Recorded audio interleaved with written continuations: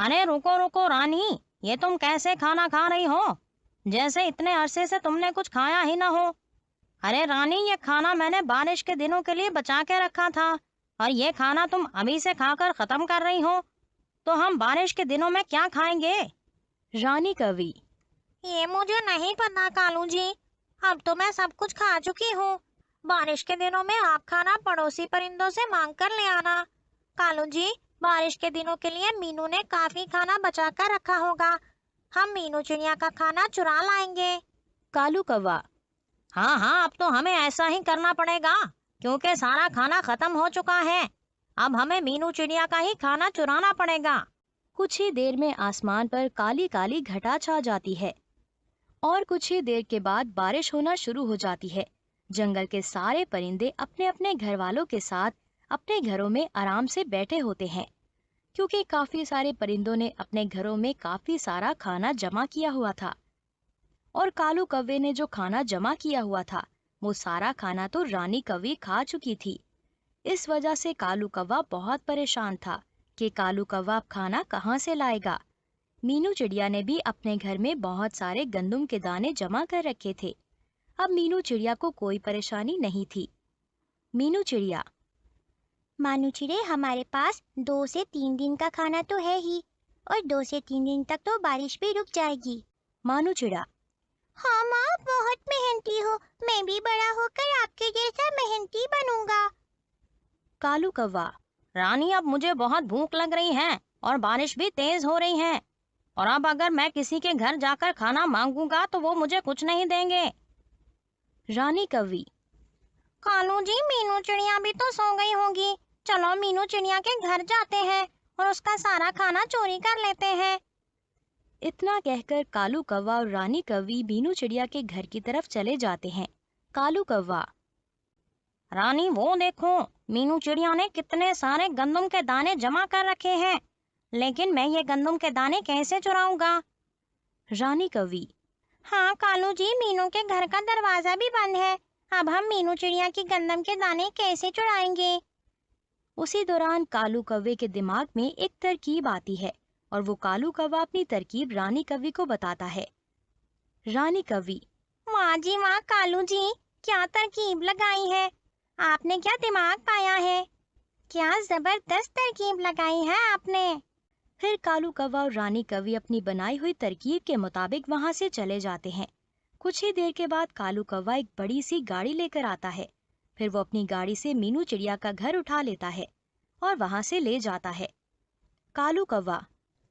रानी, मैं मीनू का घर कहीं दूर फेंक आया हूँ।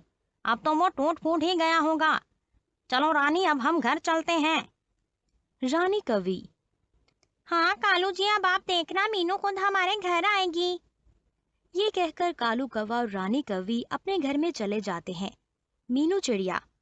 अरे अरे, ये हमारा घर कहाँ चला गया। लगता है तेज हवा की वजह से मेरा घर उड़ गया है। अब मैं क्या करूंगी। मेरा मानू चिड़ा बारिश में भीग रहा है। अगर मैं और मेरा बेटा ऐसे ही बारिश में भीगते रहे तो हम जल्दी बीमार हो जाएंगे। मानू चिड़ा। मामा, मुझे इस बारिश की वजह से बहुत ठंड लग रही है। मीनू चिड़िया। चलो चलो, हम दोनों मिलकर कालू कौवा के घर चलते हैं, और आज हम रात कालू कौवे के घर ही रुक जाएंगे। कल सुबह ही मैं अपना घर बनाने लग जाऊंगी। मानू चिड़ा। हाँ माँ, और हम ये सारा खाना भी कालू कौवे के घर ले जाएंगे। फिर मीनू चिड़िया मानू चिड़ा को अपने साथ लेकर कालू कौवे के घर को चल देती है। कालू कौवा। रानी, अभी तक तो मीनू चिड़िया नहीं आई। कहीं ऐसा ना हो कि मीनू किसी और परिंदे के घर चली जाए। रानी कौवी। नहीं नहीं कालू जी, मीनू के घर के पास हमारा ही घर है, तो मीनू चिड़िया हमारे ही घर आएगी।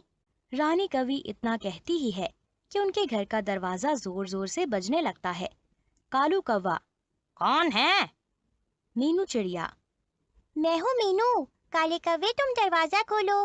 कालू कौवा मीनू चिड़िया और मानू चिड़ा को अपने घर में ले आता है और मीनू चिड़िया कालू कौवे को सारी बात बताती है। मीनू चिड़िया।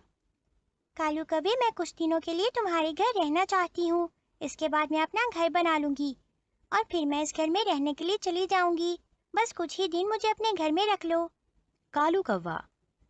ठीक है मीनू चिड़िया, तुम यहाँ रुक सकती हो, लेकिन मीनू चिड़िया, तुम अपने साथ हमारे लिए भी खाना जमा करोगी? मीनू चिड़िया। हाँ कालू कौवे, इसमें कौन सी बड़ी बात है, मैं तुम्हारी और रानी कौवी के लिए कुछ खाना जमा कर लूंगी। कालू कौवा। चलो मीनू चिड़िया, ये जो खाना तुम्हारे पास है वो खाना ये तुम हमें दे दो, ताकि हम ये खाना खाकर अपना पेट भर लें। कालू कौवा और रानी कौवी मीनू का सारा खाना मजे से खा लेते हैं। फिर अगली सुबह हो जाती है। कालू कौवा। चलो आप जाओ मीनू, और जाकर हम सबके लिए खाना जमा करके लेके आओ, मुझे और रानी को भूख लगी है। मानू चिड़ा। मामा, आज मैं भी आपके साथ खाना जमा करने जाऊंगा। मीनू चिड़िया। ठीक है मानू चिड़े, हम दोनों चलते हैं। फिर मीनू चिड़िया और मानू चिड़ा खाना जमा करने चले जाते हैं। कालू कौवा। रानी, ये बहुत अच्छा हो गया, हमें बैठे बिठाए अब रोजाना खाना मिलेगा। हाँ कालू जी, अब हमें कुछ दिनों तक बस बैठे बिठाए ही खाना मिल जाया करेगा। उसके बाद तो मीनू चिड़िया अपना नया घर बना लेगी, और फिर मीनू चिड़िया हमारे घर थोड़ी ना रहेगी। कालू कौवा। मीनू चिड़िया जब अपना घर दोबारा बना लेगी तो मैं उसका घर फिर से कहीं दूर फेंक आऊंगा, और उसके बाद फिर मीनू चिड़िया दोबारा हमारे घर में ही रहने आ जाएगी और हमें रोजाना खाना खिलाएगी। उतनी देर में मीनू चिड़िया और मानू चिड़ा बहुत सारा खाना जमा करके ले आते हैं। कालू कौवा उसका सारा खाना अपने पास रख लेता है और इसमें से 2 दाने मीनू चिड़िया को दे देता है। कालू कौवा। मीनू चिड़िया, मैंने ये 2 गंदम के दाने तुम्हें दे दिए हैं, इसमें से एक दाना तुम खुद खा लो और दूसरा दाना अपने बेटे मानू चिड़े को दे दो। बाकी सारे गंदम के दाने मैं और रानी मिलकर खाएंगे। कालू कौवे की ये बात सुनकर मीनू चिड़िया बहुत उदास हो जाती है, लेकिन मीनू चिड़िया कुछ भी नहीं बोलती। बेचारी मीनू अपनी गंदम का एक दाना भी अपने बेटे मानू चिड़े को खिला देती है और खुद भूखी रह जाती है। मीनू चिड़िया। कालू कौवे, अब मैं चलती हूँ, मुझे तिनके भी जमा करने हैं और अपना नया घर भी बनाना शुरू करना है। फिर वो मीनू चिड़िया और मानू चिड़ा अपना घर बनाने के लिए चले जाते हैं। अगली सुबह हो जाती है और मीनू और मानू खाना जमा करने के लिए चले जाते हैं। मीनू चिड़िया। मानू चिड़े, जब तक तुम यहाँ से गंदम के दाने जमा कर रहे हो, मैं तब तक वहाँ जाकर चावल भी जमा कर लूँ। मानू चिड़ा। ठीक है माँ, मैं यहाँ से गंदम के दाने जमा करके घर चला जाऊंगा, उसके बाद आप चावल जमा करके घर आ जाना। मीनू चिड़िया। हाँ ठीक है मानू चिड़े, मैं अब जाकर चावल जमा कर लेती हूँ। मीनू चिड़िया थोड़ा आगे चावल जमा करने के लिए चली जाती है और मानू चिड़ा गंदम के दाने जोड़कर जमा कर रहा होता है। तभी उसकी नजर सामने लाल जहरीले पौधों पर पड़ती है। मानू चिड़ा। सामने ये लाल दाने कौन से हैं? बहुत ही प्यारे लग रहे हैं, चलो मैं ये पौधे भी तोड़कर घर ले जाता हूँ। फिर वो मानू चिड़ा लाल पौधे तोड़ लेता है। चलो अब मैंने ये लाल पौधे तोड़ लिए हैं, अब मैं इन्हें अपने घर ले जाता हूँ, उसके बाद दोबारा आऊंगा और ये गंदम के दाने भी ले जाऊंगा। इतना कहकर वो मानू चिड़ा लाल पौधे तोड़कर कालू कौवे के घर की तरफ चला जाता है, लेकिन मानू चिड़ा इस बात से अनजान था कि ये लाल पौधे जहरीले हैं। कालू कौवा। मानू चिड़े, तुम कहाँ रह गए थे? मुझे और रानी को कितनी भूख लग रही थी। और एक बात बताओ कि मीनू चिड़िया कहाँ है? मानू चिड़ा। मेरी माँ तो चावल लेने गई है, बस वो चावल लेकर आती ही होगी, तब तक आप दोनों ये लाल पौधे खा लें। कालू कौवा। हाँ ठीक है मानू चिड़े, जब तक मीनू चिड़िया चावल लेकर नहीं आती तब तक हम ये लाल पौधे खा लेते हैं। मानू चिड़ा। कौवे अंकल, मैंने कुछ गंदम भी तोड़ के रखी है, मैं उनको लेने जा रहा हूँ। इतना कहकर वो मानू चिड़ा गंदम लेने के लिए चला जाता है।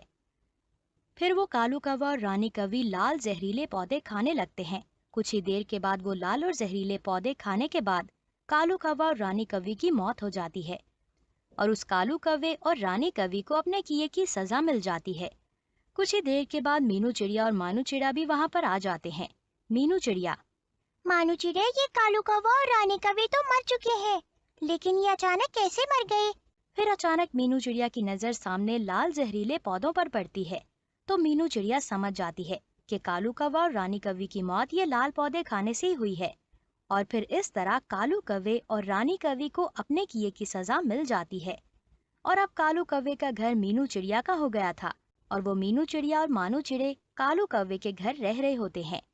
प्यारे दोस्तों, अगर आपको ये कहानी पसंद आई तो हमारे चैनल को सब्सक्राइब करें और हमें कमेंट्स करके बताएं कि आप लोगों को ये कहानी कैसी लगी।